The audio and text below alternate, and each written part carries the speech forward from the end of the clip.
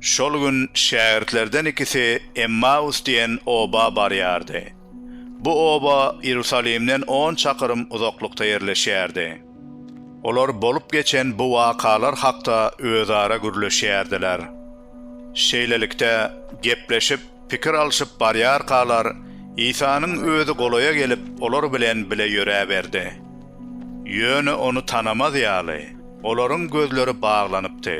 İsa olardan: "Yol bolsun. Näme hakda gürrüň edip barýaňyz?" diýip sorady. Olar gaýgyly ýagdaýda ayak çektiler. Olaryň Kleop atlysy Ýerusalimde bolubam şu günler ol ýerde bolan wakalardan bihabar gelmişek diňesenmiken diýip sorady. İsa olardan: "Haýsy wakalar?" diýip sorady. Olar şeýle jogap berdiler: "Nasraly İsa hakdaky wakalar. Ol Hudaýyň we ähli halkyň nazaryna sözde hem işde güýçli peýgamberdi. Ýolbaşçy ruhanlar bilen baş tutanlarymyz onu ölüm jezasyna höküm etdirip, haça çüýlemek üçin häkimiň eline tapşyrdylar. Biz bolsa Israýly halas etjek şoldur diýip umyd edipdik. Onsoňam bu zatlaryň bolanyna 3 gün boldy."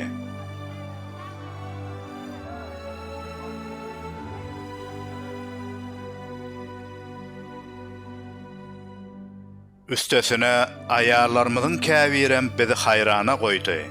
Olar şu gün ir bilen mazara baryp onuň jesedini tapmandyrlar. Olar biziň ýanymyza gelip özlerine perişteleriň görnenligini aýtdylar. Perişteler oňa diri diýýärmişler. Onsoň biziňkileriň käbiri mazara baryp ýagdaýyň edil ayarlaryň aýdyşy ýarlygyny görüpdirler. Emma İsa'ny görmändirler. İsa olara: "Wah, siz akmaklar! Peýgamberleriň aýdanlaryna giç inanýanlar. Mesih bu görgüleri görüp öz şöhratyna girmeli dälmidi?" diýdi. Onsoň ol Musa bilen ähli peýgamberlerden başlap hemme mukaddes ýazgylarda özü hakda aýdylanlary olara düşündirdi. Olar baryan obalaryny golaýlanlaryna İsa uzagrak giderli görünni. Emma olar onu saklap, biziň ýanymyzda galaý, basym akşam düşer, gün ýaşyp barýar diýdiler. Şeýlelikde İsa olaryň ýanyna galdy.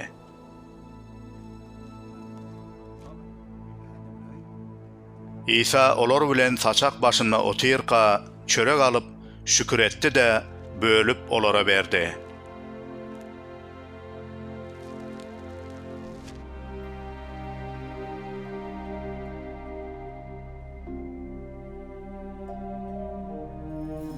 Şonna olaryň gözleri açylyp İsa'ny tanadylar. Emma İsa olaryň gözlerinden gaýyp boldy. Olar biri-birlerine: "Ýolda biziň bilen gepleşip gelýärke, bize mukaddes ýazgylary düşündirýärke, içimizde ýüregimiz ýanmaýarmydy diýsene?" diýişdiler.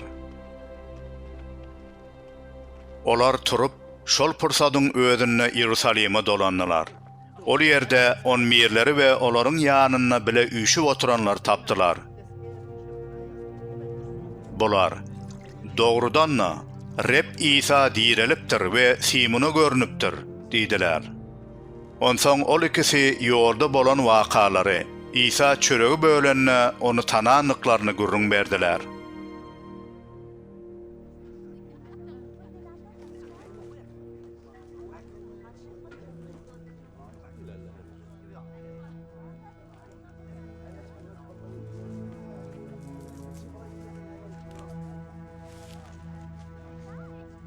Olar heniz bu barada gürrüň berip dur kalar, İsa'nyň özü olaryň arasynda durup, "Size salam bolsun" diýdi. Olar ruh görýänleri öýdüp, teskenip gorka düşdiler. İsa olara: "Näme üçin dowla düşýärsiňiz? Näme sebäpden göwnüňize beýle pikirler gelýär? Meniň ellerime, aýaklaryma seretin. Bu meniň özüm. Maňa ellerinizi degirip görüň. Ruhun et bilen sünkü bolmaz. Emma görüşüňiz ýaly, meninki bar, diýdi. Munaýdyp ellerini, aýaklaryny olara görkezdi. Olar şatlykdan ýaňa yenidem inanyp bilmän, hayran galyp dur kalar İsa olara. Bu ýerde imäge bir zadyňyz barmy? diýip sorady.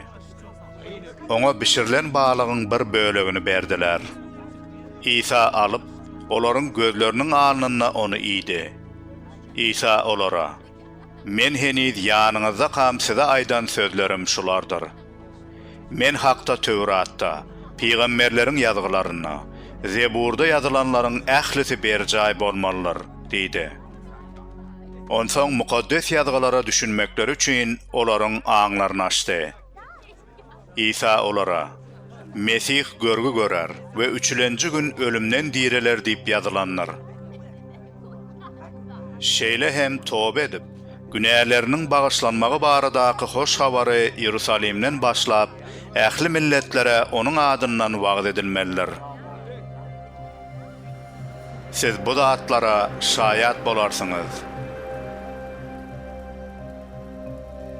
Men hem atamyň wagt eden mukaddes ruhuny size ýollaryn. Emma siz gökten inje kudrat bilen doldurulýan çaňyz Ýerusalimde galyň, diýdi.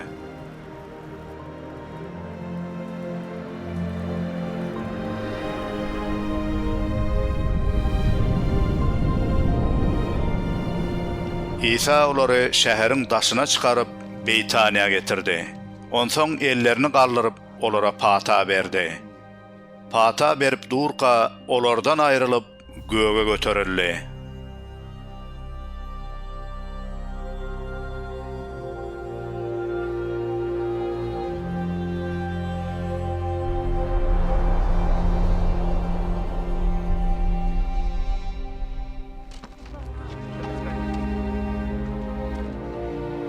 Olar hem oňa secde edip, uly şatlyk bilen Ýerusalime dolandylar. Olar hemişe ibadathanada bolup, Hudaýa alkyş okaýardylar.